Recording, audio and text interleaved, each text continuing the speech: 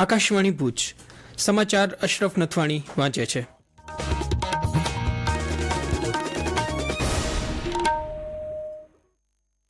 નમસ્કાર.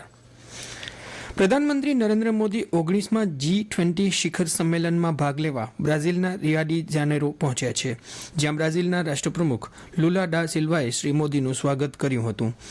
બ્રાઝિલથી પહેલા પ્રધાનમંત્રીએ નાઇજીરિયાની મુલાકાત લીધી હતી. પ્રધાનમંત્રી G20 શિખર સંમેલનમાં વિશ્વના ટોચના નેતાઓ સાથે મુલાકાત કરી રહ્યા છે. અમેરિકાના રાષ્ટ્રપ્રમુખ જો બાઇડેન અને ચીનના રાષ્ટ્રપ્રમુખ શી જિનપિંગ આ 2 દિવસના સંમેલનમાં ઉપસ્થિત રહ્યા છે.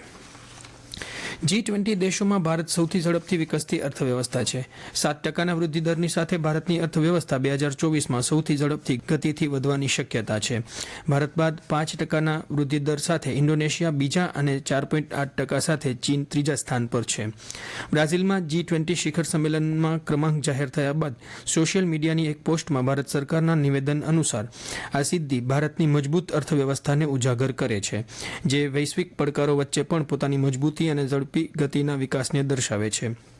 ઉપરાંત 3.6% જીડીપી એટલે કે કુલ સ્થાનિક ઉત્પાદન વૃદ્ધિ દરની સાથે રશિયા ચોથા અને 3% સાથે બ્રાઝિલ 5મા સ્થાન પર છે.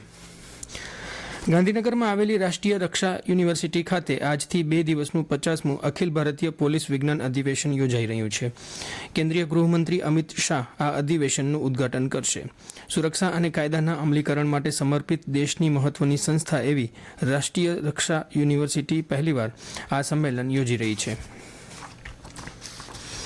રાષ્ટ્રીય યુવા મહોત્સવ 2025 આગામી 11 અને 12 જાન્યુઆરીએ યોજાશે. આ મહોત્સવને વિકસિત ભારત યુવા નેતા સંવાદ નામ અપાયું છે. કેન્દ્રીય યુવા બાબતો અને રમતગમત મંત્રી ડોક્ટર મનસુખ માંડવિયાએ નવી દિલ્હીમાં સંવાદદાતા સંમેલનમાં આ અંગે જાહેરાત કરી હતી. શ્રી માંડવિયાએ કહ્યું કે આ મંચ દેશની યુવા શક્તિને પ્રધાનમંત્રી નરેન્દ્ર મોદી સાથે વાતચીત અને તેમની સમક્ષ પોતાનો દૃષ્ટિકોણ રજૂ કરવાની તક આપશે.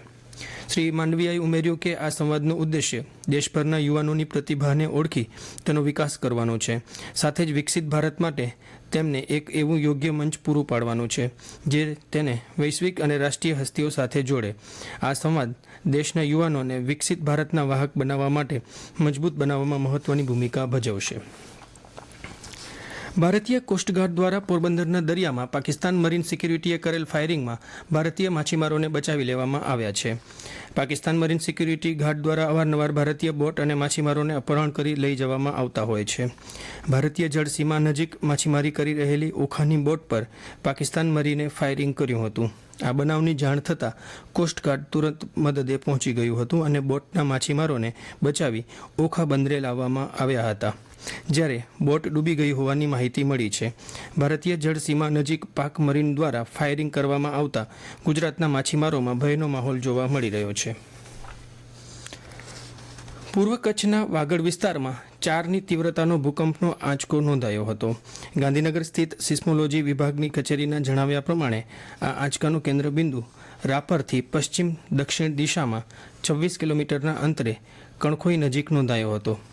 રાત્રે 8:18 નોંધાયેલા આ ભૂકંપના આંચકાની તીવ્રતા વધુ હોવાના કારણે વાગડ પંથકના ગામોમાં લોકો ભયભીત થઈને ઘરોની બહાર દોડી આવ્યા હતા અને ઠેર ઠેર આંચકાની ચર્ચાએ વેગ પકડ્યું હતું.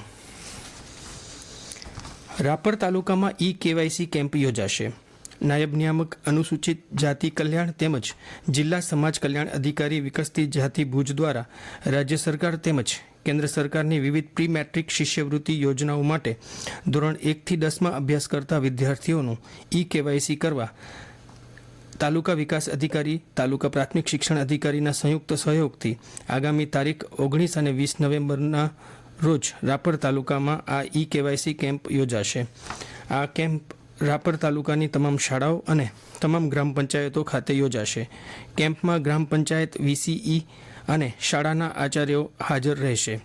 આ કેમ્પનો મહત્તમ લાભ લેવા તમામ વિદ્યાર્થીઓ અને વાલીઓને નાયબ નિયામક અનુસૂચિત જાતિ કલ્યાણ દ્વારા અનુરોધ કરાયો છે. આ સાથે સમાચાર બુલેટિન પૂરું થયું. નમસ્કાર.